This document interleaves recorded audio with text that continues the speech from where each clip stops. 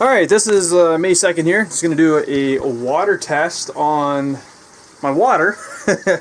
I went to... Actually, let's start from the beginning, I guess. Editing. The power of editing. Alright, so I did a water test the other day on April 30th. It's a couple days later since. And I've done probably 3 or 4 or so water tests in the, or not water tests, but water changes since. And I try to write it in, but I'm not getting them all. I know I'm not getting them all.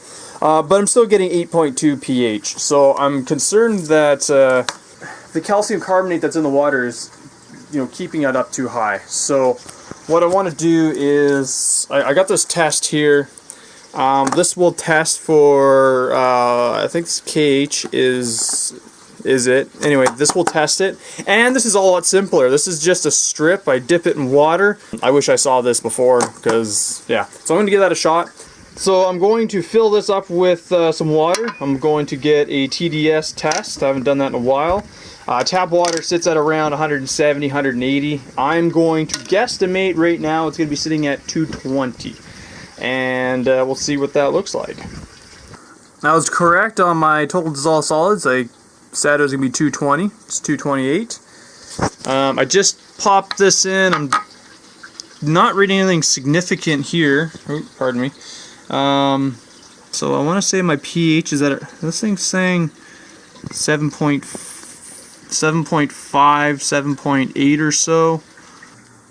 Alright, some good news and some bad news. So, my total dissolved solids aren't alarming from my experience in education, whatever else. I'm not worried about that number. Nitrates and nitrate levels are low, and that just tells me I can actually increase my feeding and whatnot, so that way, for plant growth. So this is actually probably hurting the plants. Yeah, my pH, it's still higher than I would like it, but it's not critical. If it went any higher, I would definitely consider that critical. I still want to figure out what's causing it to go up, but it is what it is. I'm going to move on to GH. This is the general hardness, and what I'm reading on this is, even though it's high, for the fish that I have, this isn't a problem.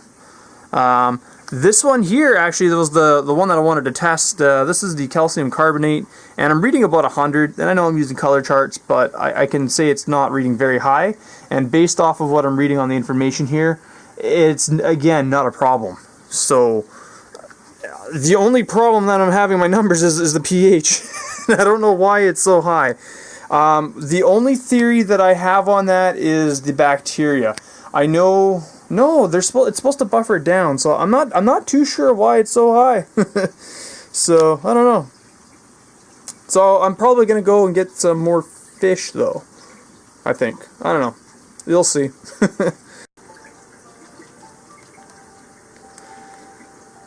Alright, so I've gone out and gotten some new fish. I still don't know why my pH is so high. But I actually got a little test sample of the waters at the fish store, and they're sitting at pretty much the same levels as I am. So I'm thinking it's a city water thing. It's not great, but it's at the top end of the tolerance, and I'm hoping that should be as high as it goes. Now, one other theory I'm working on is with more fish, more ammonia, more bacteria, that should actually help reduce the pH level. So I'm thinking that's maybe one of the concerns that I have with the system, is it's actually understocked. There's not enough fish in there. Not enough fish to keep it healthy for, like, the pH levels, if that's the theory I'm working off of, but also for the plants that are behind that. So I'm going to put these fish in and let it kind of climatize for the next hour or so. Alright, so this is in a nutshell what I do with my fish when I get them. I just put the whole bag inside the fish tank, and I put a little clippy thingy on it, so that way it doesn't go anywhere. And then I'll use my little syringe, and over every, say, arbitrary amount of time, 10 minutes, 15 minutes, I'll just basically take a squirt. This is just for illustrational purposes only, and give it some of my my water, so that way they can, oh, look at that, they're starting to come out. Starting to come out.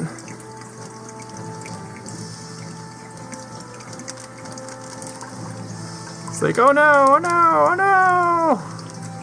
I don't want to go! Welcome to your new home. There we go. We'll see what happens over the next however many days and weeks and months. But it is kind of cool to see them schooling together, you know. What's interesting is because I got the old ones and the new ones, and everybody is like, what the bleep is going on? So there's the old one there, and there's 2 old ones down here, I think. But now we got a schooling effect. And of course the goldfish are like, woo! But it is cool. I like this. I mean, I've always said it, I want to get rid of the goldfish so that way I can get more schooling fish.